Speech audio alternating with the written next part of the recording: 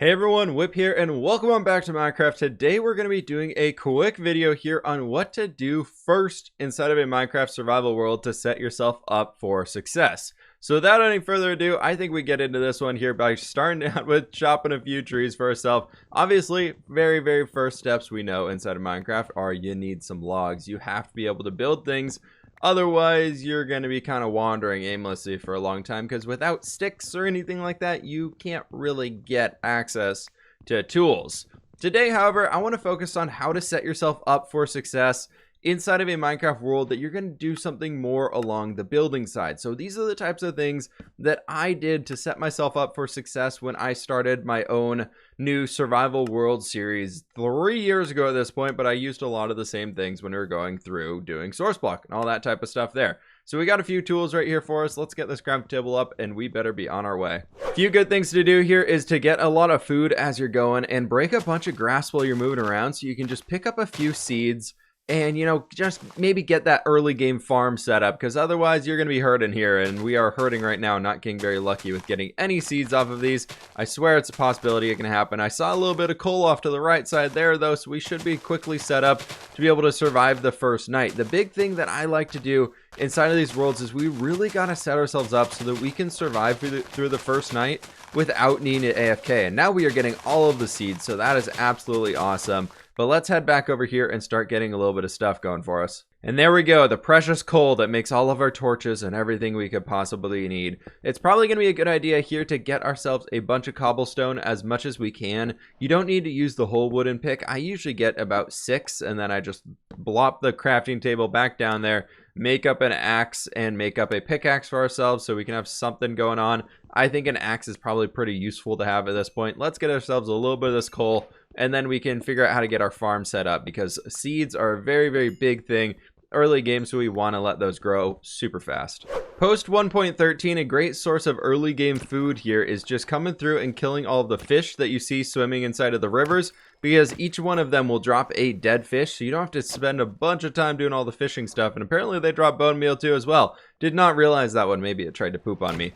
But we can do this, quickly gather up a bunch of this stuff, and then we're pretty much set up for success to be able to build up some sort of a starter house now. We've got enough food to last through the night easily. We just got to cook it all. And now it's time where we can actually get some building going on. It's a pretty awesome find for us here, so maybe we'll get lucky. And we at least got some coal and a wheat and a buried treasure map. Are we anywhere nearby this thing?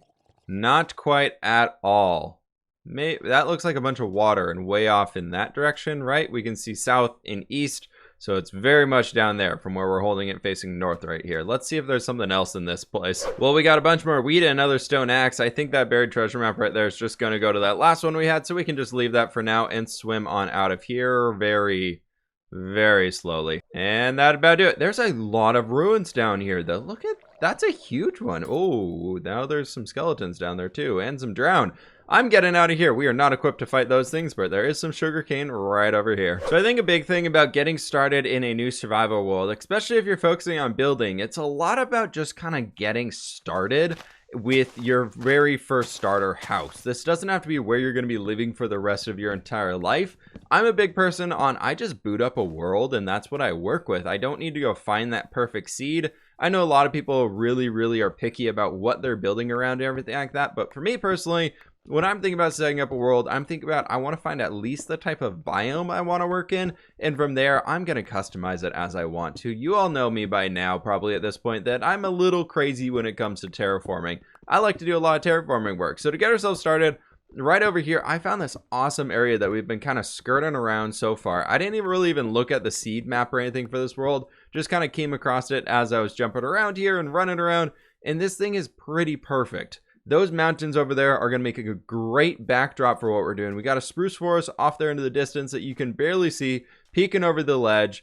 And I think this is going to be a really cool spot to get ourselves started. So I was thinking this sunflower biome field over here would be a good place to call home for now. There's quite a few trees around us that we can chop down, get a bunch of stuff, and then we can actually start doing some building and actually figuring out all that goodness that we have going on for us. So I think now I need to spend a little bit of time just getting that first resource grind out of the way. Our house that we're going to be using to start the night out, probably not the most important thing, but we can use something just to keep ourselves shielded, and then I'll probably do a lot of underground mining while that is going along, so that we can at least have something that we can do there. So if you want to get as much done as you possibly can at once, spend the first day. We're not even gonna use this map. That's just let's just get that out of here. Spend your first day above ground doing all that stuff, collecting all the resources you might need, and then when you get to that first nighttime, just pop right underground and farm up as much cobblestone as you can. And this right here is about the most of a humble abode that I could get to get ourselves through the night here. We're cooking up a few little fishies. We got our fishy snacks in hand so we can actually get some food in us. But that's kind of the whole process of surviving that first night, right? We don't really need too much over our head. We got those little guys right there acquired with all of our wool and everything like that, and now we can just set about in doing all of the building things. Now, I know this might seem like a little bit of a weird video for what I typically do, but the one that prompted this actually was the fact that people have constantly been reaching out to me in Twitch chat being like, how do you set your world up? Like, how did you get your world to where it is now? And what can we do to like get to that point as well? Like, what can we do to get ourselves all the way up there so that we can have a lot of things that we enjoy doing? We can have a lot of buildings that we look back on. And a lot of people have been like, do I just go gather resources forever and then start building everything? Or do I just jump right into the building? And I think for me, it's like kind of an in-between of I always like to build as I gather resources. If you're new into the survival thing, or if you're new into this quote forever world, as I kind of call it here, is that you really want to be building and focusing on whatever you're having fun with. If you don't want to build for the day, or you don't want to gather resources for the day, but you still want to play Minecraft, spend some time doing the other thing. Maybe spend some time going throughout and just focusing on what builds are around me that I can work on right now that I already have the resources for. Or better yet, if you're in the, kind of like the grindy mood, think about like, okay, what can I do that's going to get me more resources in the future potentially? And there we go. We got our first iron now. That is pretty perfect. We can at least go get some iron tools to save ourselves here. But the big thing is that there's always something to do in your Minecraft world. Like, that's the thing. It's a sandbox game. There's always something else that we can do.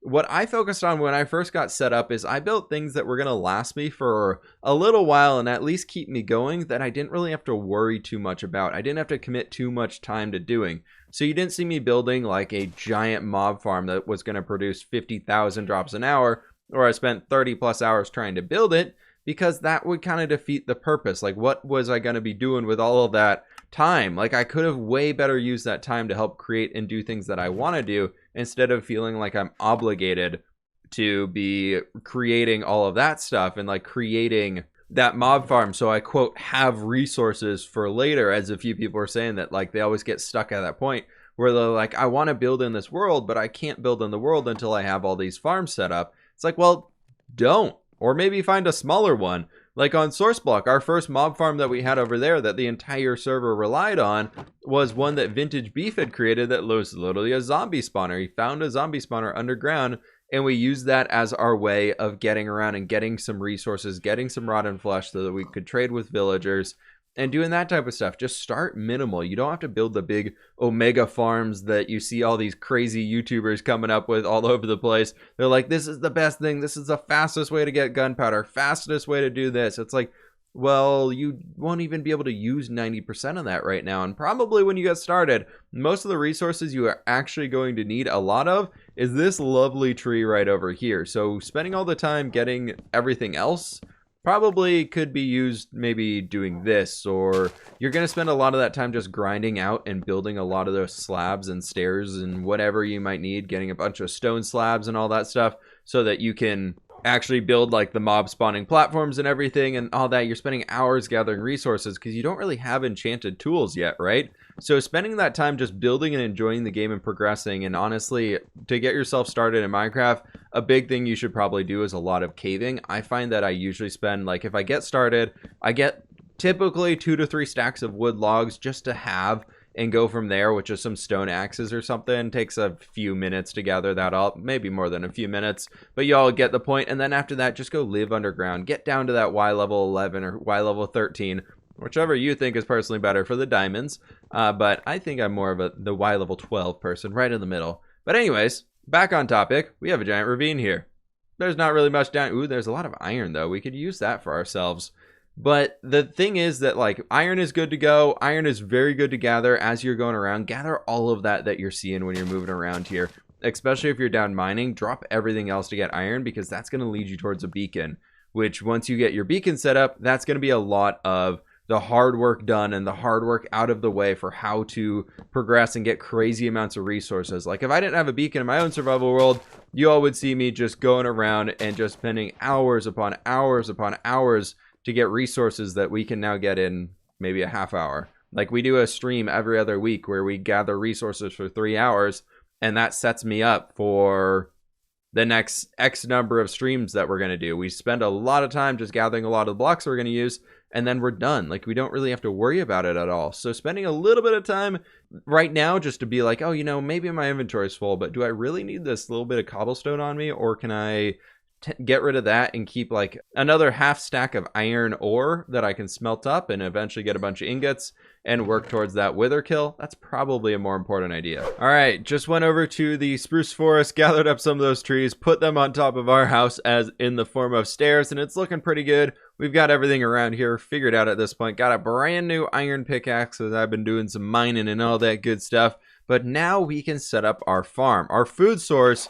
And for me personally, I think one of the best details you can add really into any Minecraft world is a giant wheat field. I'm obsessed with them. I know it's probably a problem, but I think they're one of the best ways you can just detail out an area and just make it look so lifelike. There's just the color that you get with the farmland and everything else you get with them. Just for me, it's just like one of my favorite things to do in the game. I know they can take a while to plant in everything and, you know, dealing with all the hoeing and everything like that, but it's very worth it. It's so worth it. So we can just get a bunch of them out here, and you can go upwards of 4 blocks out and then go 1, 2, 3, and then that's kind of the max square we could do from this side. And then we can count out 1, 2, 3, and then 4 here as well. And we definitely don't have enough seeds to fill up this entire thing, but just gives you an idea of what we can do here, what we can do to make sure that we're setting ourselves up for success, because you just want to get as many seeds as you can. Because trust me, later on, it gets a little tiresome, especially when you start planting your decorative fields and you don't want to be harvesting those things every single time over and over and over again. It can be a little annoying gathering up shulker boxes upon shulker boxes of seeds after you have planted your 30th wheat field. So getting this farm started up early and just harvest it every time it's full, let it drop off, and you're going to be good to go on that one. And a great thing to do, well, this thing has taken a while to grow since we have that fish on us that's currently back in our chest. We can actually spend some more time mining with this brand new iron pickaxe and work down towards getting some diamonds. Our crops are growing up top, and we are down at Y level 14 right now that you can see on the left-hand side. 13, 12, and then down to 11, and we're getting some redstone right off of the bat with this one, which means that it is time to start our lovely strip mining mission to see if we can't find some diamonds, which would really be nice at this point in time if we can get some of those early ones, and then we can get some obsidian, make an enchanting table, and we're good to go. At that point, you probably want to build your second house or a second structure, or maybe if you want to, just keep working in like a basement area or something. I personally like to, as I start getting these second and third like points built up inside of my world, like where I hit a milestone, I like to give them something special. I don't like to just cram them in the corner. So after we get this thing, I think we got to build another house for that one, just so it can have a place to live. After clearing out a coal vein, we've got it. We've got our first diamonds, and a great thing to do when you, ooh, we got at least 2 of them. That's good. A great thing to do, however, when you find some diamonds is that. Look all the way around them and make sure you're not going to get screwed over by some lava. Let's try and box these guys in here. Keep searching around. Ooh, that's not gonna be a good one. And it looks like we are right on the edge of a lava lake, but we got 4 diamonds right here ready to go. 5 diamonds, 6 diamonds, 7 diamonds. Oh, that's looking, and potentially lost diamonds in there. And ooh, that's not gonna work out very well. That one's blocked off with some stuff back there though, with another cobblestone block for us. And it looks like we can do that, and we need to just get right under here. And this is how we can fully box in our diamonds, make sure we're not losing anything, and make sure we can actually get all of these ones. So that is absolutely awesome. We've got 6 diamonds right here, I believe, or 7 diamonds. It looks like we should be good. 7 diamonds, which means we can make a pickaxe, and we actually have enough to be able to get that enchanting table. Now we just need to get some leather and all of that fancy stuff. I'm hearing some mobs, though. Well, that would be a nice little... There's no mobs up here. What's this? There's some iron back there. That's definitely going to be worth gathering. Ooh, what do we got over here? Looks like not a whole lot of stuff that we really... Ooh, more Hey, check that out. And that's a trap above us right there. And there's some obsidian down there. I don't have any sticks on me to make any more stuff, but we've got some more diamonds. That is awesome. And those are the evil diamonds. They're gonna drop you right into some lava there. So we gotta do the same tactic on these guys. It looks like it's only 2 of them though, so you know it's not gonna be too crazy of a diamond spree, but that brings us up to 9 diamonds right there, which means we can make a diamond block. We've got our diamond pickaxe in hand now. We are actually on the 3rd day right now, so you know we've been working pretty quick. We got a whole diamond pickaxe and 6 more diamonds, and there's some cows over here, so we can start gathering up as much stuff as we possibly can. You got to remember though, you don't need the exact top level enchants to get yourself started. You can save up for those if you want to go gather about a bunch of the cows. But like that guy right there didn't give us a single bit of leather. So maybe we should have waited to get a little bit more of our wheat grown up, breed up some of the cows, and then go on our slaughtering spree. But we can at least start getting a little bit of leather here to contribute a little bit to the bookshelves. Again, no leather though. That's kind of a problem. But what I want to do right now is we need to figure out a way to grab some obsidian. We did see all that lava down there, and we do have a water source. So maybe we jump right back down there.